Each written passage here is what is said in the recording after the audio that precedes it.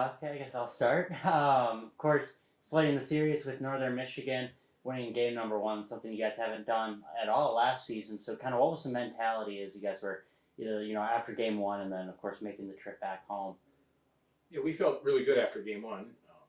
The goal is to start 1-0, and our guys did a great job, and we had some guys play really, really well on Saturday there in that first game. And starts with Zach Rose, and we were really excited for Zach. He had a difficult year last year with the injury and had surgery and worked really hard to rehab himself. And for him to get back in there and get the win, everybody was excited. And so the mentality after the game was one of excitement, and guys were excited about the opportunity to play game two after winning game one. One of the things we had talked about last week was that you mentioned that discipline. Of course, that's something that you worked on last season coming into this season. In that first game, that second period, kind of saw the Falcons going down just a little bit on the tail. Would seem to fall back just a little bit. We saw a lot of guys going to the box often. Kind of, what did you guys do to make those corrections so then go into that third period and take the win? Yeah, when we talked about the discipline, we want to stay away from the undisciplined penalties, the ones that maybe you're running your mouth, or you're reacting emotionally, and you just take a penalty because you're frustrated. We didn't feel like we had a bunch of undisciplined penalties over the course of the weekend. That being said, there are certain penalties we wish we could take back, and anytime you take a stick penalty, those hooks and slashes kinds of things, you're in control of your stick. No one else controls that, and it's a pretty easy call, especially early in the year when referees are trying to set a precedent. So we discussed it, and we felt like overall our overall discipline was good. The bench was good, and we didn't have a lot of guys engaging in a lot of that extracurricular stuff, which is a positive. Maybe not the best start to both of those games, but are you encouraged with how they battled and finished both of those? That gives you something to build on? For sure. Ideally, you don't want to give up the first goal of the game, and we did it both nights. And we did battle back. First game one, we did a better job of, not a better job of it, but it didn't get to 2-0. We came back pretty quickly, and then game two, when they got the 2-0 lead, and we were able to kind of right the ship. The first 10 minutes weren't great for us, and they were better for Northern Michigan on Sunday. And we got to the TV timeout, and our guys settled in, and we just kept talking about, hey, the next shift and the next play and kind of the next situation opportunity. And they did a good job, and we scored the power play goal, and then we score right away after, and now the game's completely different. You score two goals that close together, it certainly gives your bench a boost and maybe takes a little air out of the building up there at Marquette. But yeah, you're right. The one thing we talked about consistently over the course of the weekend was our guys really competed the whole weekend, and we always felt like we were in the game. We never felt out of it. It was a good weekend for Swankler. I think in the preseason media stuff, we talk a lot about the seniors and the experience that you have on this team, but what about the sophomores? How much development have you seen out of them in the last year? Yeah, really happy for Austin to get the first CCHA Forward of the Week award. He had a really good weekend, and with his skill set and his reputation, we not expect him to get do that, but he's an offensive guy. He's got those kind of abilities. Taylor Schneider was really good on Friday for us as one of our older guys, and another older guy, Chase Greasock, new player for us, had a real good weekend. And then you're right, we had some younger guys like Austin contribute and play a lot. Ryan O'Hara had a real nice weekend, and Spencer Schneider had a nice weekend. Ben Wozni, Christian Stover came in and played outstanding on Saturday. And so those young guys that had baptism by fire last year as freshmen, Braden Krieger played both games this weekend. It was good to see them elevate and be more comfortable playing in a difficult series. You touched on Chase. How difficult is it for somebody? This is the third time he's had to hop into a program, learn the system, learn the guys. Is that a really difficult thing to do? Yeah, I think it is and it isn't. Once you get out there and they drop the puck, he has experience playing college hockey. What's different is how boldly, that was his first chance to see how we operate. Like, what do we do between periods? How do our guys talk between periods? What's our routine on the road? Because every program has their own individual uniqueness to it. But once you play, it's pretty standard. But for him, I know he was pressing a little bit, and we talked to him during the game. We just said, dude, just relax, man. You're good. And when he made that really good play on Sunday, Austin Swankler's second goal there, he felt like he relaxed a little bit because he's a guy, he wants to do well. He's excited about this opportunity.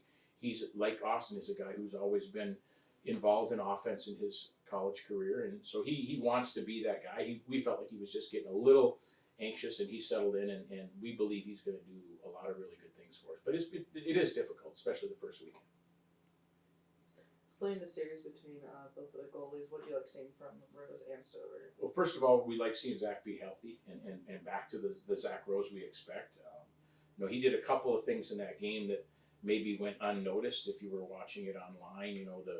Our power play goal we scored there, Ethan Scardina's goal, night one. If Zach doesn't go out and play that puck and zip it up to the forward while Northern Michigan was changing, we don't get in the zone and probably don't get that goal. So that was a big play. And he made some really, really key stops in situations, which was really good to see for Zach, and happy that he was able to get out there right away, especially the first game of the year. And then, Christian, he was under a little bit more duress because Northern Michigan probably played better on Sunday than they did on Saturday. So out of the gate, he was under some fire, and he responded accordingly. And we're fortunate to have two goalies that we really believe in, and all we ask those guys to do is give us a chance to win every night, and they both did. And over the weekend, there was that strange coaches challenge that you and the refs kind of talked about a little bit, where they said that call was like not challengeable. Just take me through that situation. What happened there? So the one time I asked them if I could challenge, there are 9 things you can challenge, and we don't have to go through the list of the 9 things that you're able to challenge. One of them is offside. So I asked, I said, can I challenge offside in that situation, even though it didn't result in a goal? What our hope is that if it was offside, we believe they were offside. The play continued, and then we took a penalty. My hope was to see, is that a situation, would the penalty be negated? And because if they'd blown the whistle, then that penalty never really happens because the play would have been stopped. Ultimately, they said that the penalty would supersede the offsides in that situation, so it wouldn't have mattered. Had there been a goal scored due to that, that's where you can do it. So we felt like it was a good time to do it based on the time of the game. We were going to lose our timeout if we lost it, so it was like a timeout anyway. There was very little time left in the game, so we just thought, why not? There's really nothing to lose by taking it, losing the challenge at that point. Now you got a Big Ten opponent in Michigan State, an opponent making a coaching change. Can you kind of give your sort of early thoughts on Michigan State this weekend? Yeah, it's going to be a difficult weekend. Like you said, they made a coaching change and have a brand new staff up there. They've had some renovations to their facility there, and I know there's a lot of excitement about Michigan State hockey again. And we have to anticipate it being a difficult environment and them having a good crowd. I know they had an exhibition game last weekend, but this is their first real game, so we're going to go up there believing it's going to be a very, very loud building, and there's going to be a lot of people there. And those players are trying to earn their coaches' trust, and so they've got a lot to play for. Their coaches are out there trying to recruit and bring in as many good players as they can, but the players that are currently on the roster, maybe they've had a good career up to this point, they want to continue to be in that role, and maybe they haven't had the role that they want, and now they've got a new staff that they can try to impress and build some trust between the players and the coaches and earn some playing time. So they're certainly going to be excited, just like every hockey team is opening game. Everybody's excited to play in their home opener, so we're going to have a tough task ahead of us for sure.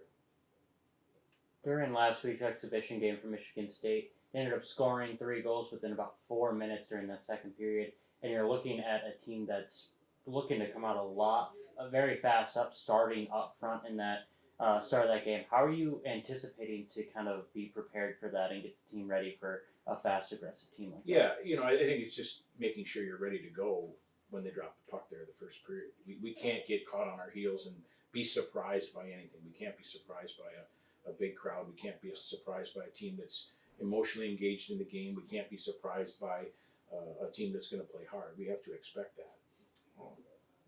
We're trying to give our guys a scouting report based on an exhibition game, and we're trying to, it's very similar to what we did last weekend. We had an idea of what Northern Michigan does based on we have a history. We played them 4 times last year. But at the end of the day, this early in the year, you can change systems over the course of the summer, and nobody knows. So we'll look at the video from Michigan State and the U.S. National Team Development Program and see if there's some things we can see that give our guys a little bit of a heads up. But at the end of the day, you got to be ready to go and ready for something to be just like we were last week. We said, here's what Northern Michigan did last year, guys. We have no idea. They could come out and do something completely different. We have to be ready for it.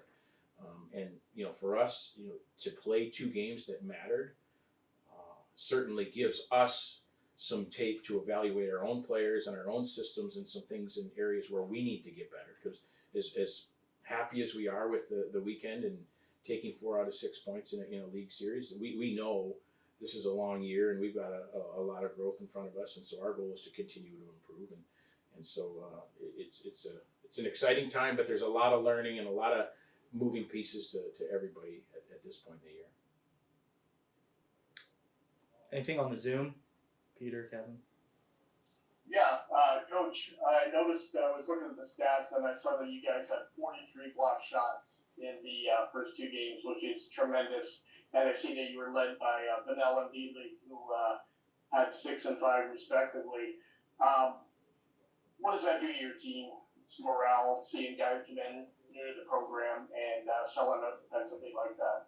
Yeah, it's something that we've talked about a lot, Peter, and something that we believe we have to get back to. And we, if we're going to be hard to play against and we're going to defend better and all those kinds of things, blocking shots is something that has to matter. And those 2 guys you mentioned have a history of doing that, and we think it rubs off. Now you've got more guys seeing the value, and it energizes the bench. It gets guys excited, and we had forwards blocking shots and guys that maybe in past years weren't necessarily that thrilled about doing it. We're more thrilled about doing it and engaged in it, and yeah. So for us to have that many over the course of the weekend was definitely a positive. Yeah, that was good. And what were your thoughts on the play of Dalton Norris after his first 2 games? Yeah, Dalton comes in with a really good resume and comes from a great hockey family and had a great year in the USHL last year, and it's fun to see a kid get comfortable. We're trying not to give any of our young guys too much too early. And there's every year's different. Last year we had some young guys that, because of a large senior class the year before, we had to put people in roles that maybe they weren't ready for. Dalton's going to earn a lot of opportunities this year, and it was good to see him.